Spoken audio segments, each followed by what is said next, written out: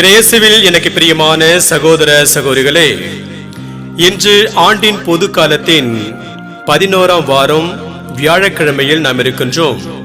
இந்த நாள் உங்களுக்கு இனிய நாளாக அமைய வாழ்த்துகிறேன், ஜெபிக்கின்றேன்.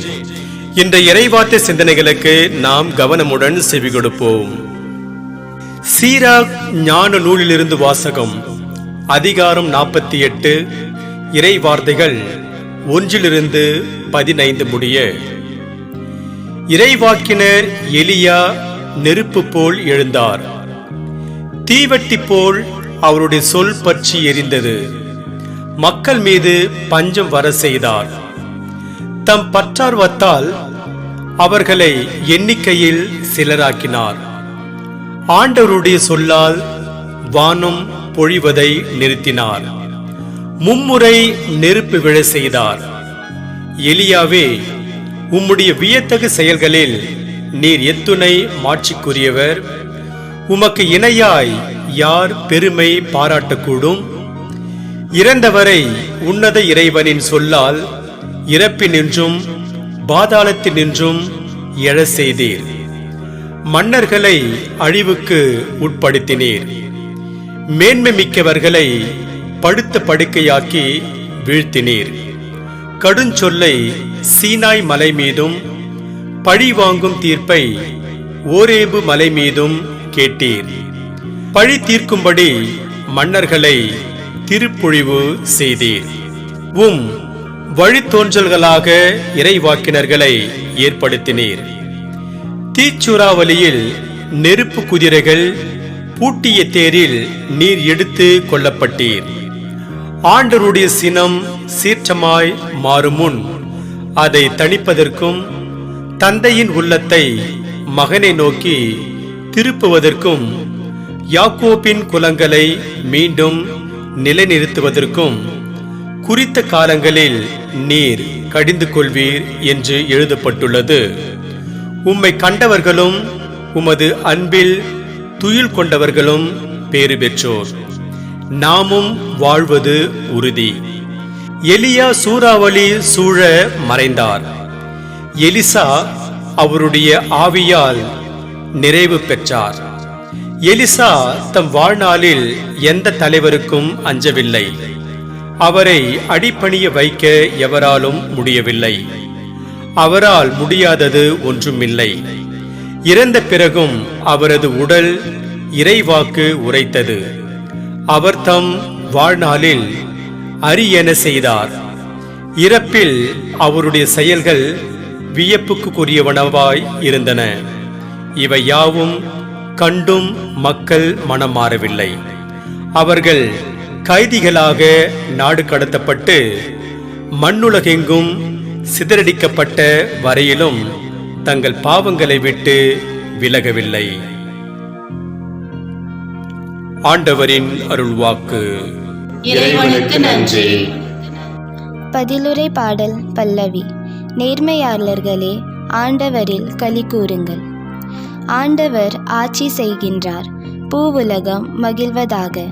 திரளன தீவு நாடுகள் களி கூர்வனவாக. மேகமும் காரிருளும் அவரை சூழ்ந்துள்ளன. நீதியும் நேர்மையும் அவரது அரியணையின் அடித்தளம். பல்லவி. நேர்மையாளர்களே, ஆண்டவரில் களி கூறுங்கள். நெருப்பு அவர் முன் செல்கின்றது. சுற்றிலும் உள்ள அவர் தம் எதிரிகளை சுட்டெரிக்கின்றது. அவர் தம் மின்னல்கள் பூவுலகை ஒளிர்விக்கின்றன. மண்ணுலகம் அதை கண்டு நடுங்குகின்றது. பல்லவி. நேர்மையாளர்களே, ஆண்டவரில் களி கூறுங்கள். ஆண்டவர் முன்னிலையில், அனைத்துலகின் தலைவர் முன்னிலையில் மலைகள் மெழுகென உருகுகின்றது. வானங்கள் அவரது நீதியை அறிவிக்கின்றன. அனைத்து மக்களினங்களும் அவரது மாட்சியை காண்கின்றன. பல்லவி. நேர்மையாளர்களே, ஆண்டவரில் களி கூறுங்கள்.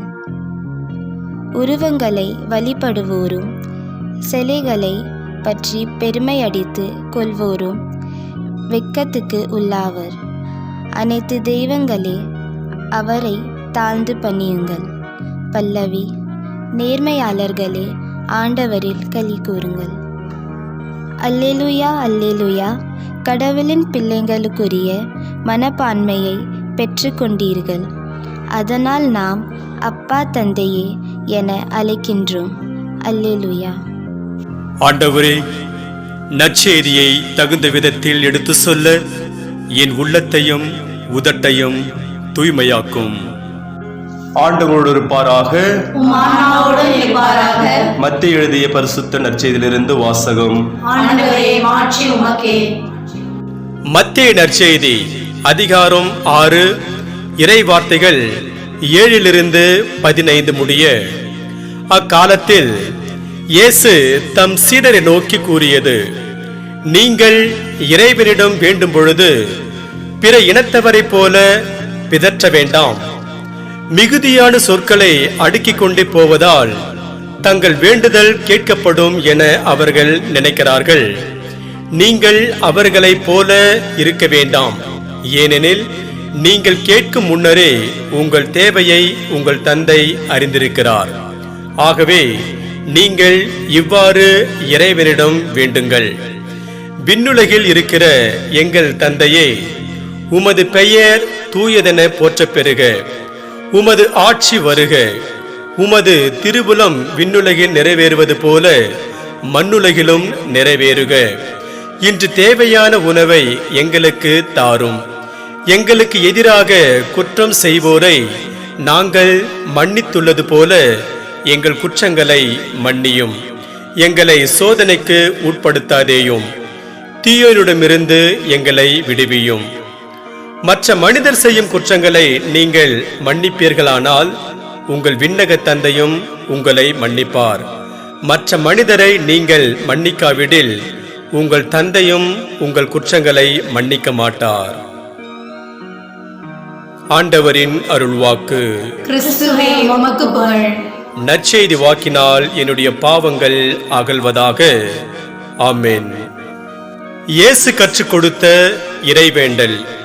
இறையேசுவில் எனக்கு பிரியமான சகோதர சகோதரிகளே, இரவு உணவு சாப்பிட்டதும் கிறிஸ்டோபரும் அவருடைய மனைவியும் தங்கள் அறைக்கு செல்ல, அவர்களின் 6 வயது மகள் ஜெசி தன்னுடைய அறைக்கு சென்றாள்.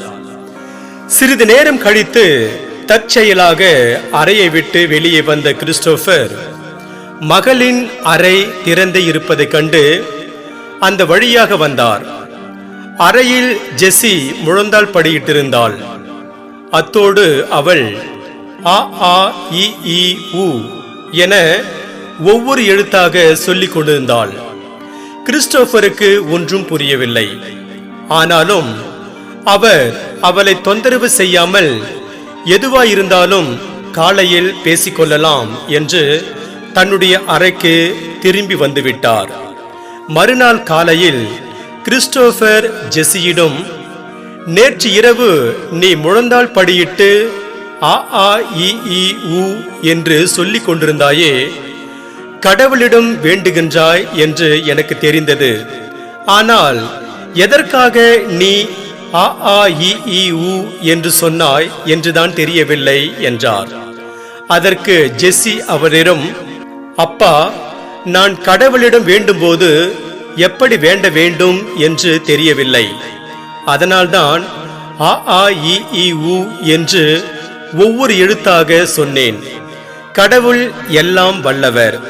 நிச்சயம் அவர் நான் சொன்ன எழுத்துக்களை எல்லாம் ஒன்று சேர்த்து அவற்றை ஒரு நல்ல இறை வேண்டலாக மாற்றி அமைத்து கொள்வார் என்று சிரித்துக்கொண்டே சொன்னாள்.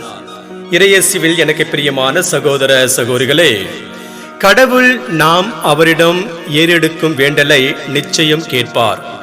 இன்றைய இறைவார்த்தை இறைவனிடம் எப்படி வேண்ட வேண்டும் என்ற சிந்தனையை நமக்கு கொடுக்கிறது. இறையேசுவில் எனக்கு பிரியமானவர்களே, இன்றைக்கு பலரை நாம் பார்க்கிறோம். இறை வேண்டல் என்றால் மிகுதியான சொற்களை அடுக்கிக் கொண்டு போவது என்று நினைத்துக் கொண்டிருக்கிறார்கள். உண்மையில் இறைவேண்டல் என்பது எவ்வளவு நேரம் வேண்டுகிறோம் என்பது அல்ல, மாறாக எப்படி வேண்டுகிறோம் என்பதை பொறுத்துதான் இருக்கிறது. நற்செய்தியில் இயேசு சொல்கிறார், தம் சீடர்களுக்கு இறைவனிடம் வேண்ட கற்றுக் கொடுக்கும் போது இறைவனுக்கு முதன்மையான இடம் கொடுக்கவும், அதன் பிறகு நமது தேவைகளுக்காக மன்றாடவும் பணிக்கிறார். இயேசு சொல்வது போல இறைவனுக்கு முதன்மையான இடம் கொடுத்து அவரது ஆட்சி இப்பூவுலகில் மலர நாம் மன்றாடினால் நிச்சயம் நமது தேவையெல்லாம் நிறைவேறும். இன்றைய முதல் வாசகத்தில் இறைவாக்கினர் எலியாவை குறித்து வாசிக்கிறோம். அவர் இறைவேண்டலுக்கு மிகப்பெரிய எடுத்துக்காட்டாக திகழ்ந்தவர். எப்படி என்றால், அவர் வேண்டியதும் வானம் பொய்தது, மீண்டுமாக அவர் வேண்டிய போது மழை பெய்தது. இறைவாக்கினர் எலியா இறைவனிடம் திருவுலத்தை நிறைவேற்றியதாலேயே கடவுள் அவரது வேண்டுதலை கேட்டார். நாமும் கடவுளின் திருவுலம் நிறைவேற உழைப்போம். நிச்சயம் கடவுள் நமது வேண்டுதலை கேட்பார். இன்று நமக்கு கொடுக்கப்படுகின்ற இறை சிந்தனைக்கு, மனிதர்கள் வலுவற்றவர்கள், அவர்கள் வலுப்பெற இறைவேண்டல் மிகவும் முக்கியமானது. இறைவனின் ஆட்சி இப்புவியில் மலர்ந்துவிட்டால் நமது தேவைகள் அனைத்தும் நிறைவேறும். இறைமகன் இயேசுவுக்கே இறைவேண்டல் தேவைப்பட்டது என்றால் நமக்கு அது இன்னும் மிகுதியாகவே தேவைப்படுகிறது. இன்று நமக்கு கொடுக்கப்படுகின்ற இறை வார்த்தையாக நாம் கேட்பது கடவுளுடைய திருவுளத்திற்கு ஏற்ப அமைந்திருப்பின் அவர் நமக்கு செவி சாய்க்கிறார் என்று முதல் யோவான் புத்தகத்தில் 5ஆம் அதிகாரம் 14ஆம் வசனத்தில் யோவான் கூறுகிறார். இறையேசுவில் பிரியமானவர்களே, நாம் கடவுளின் திருவுளத்திற்கு ஏற்ப மன்றாடி இறையொருளை நிறைவாக பெறுவோம். இறைவன் உங்கள் அனைவரையும் நிறைவாக ஆசீர்வதிப்பாராக. ஆமென்.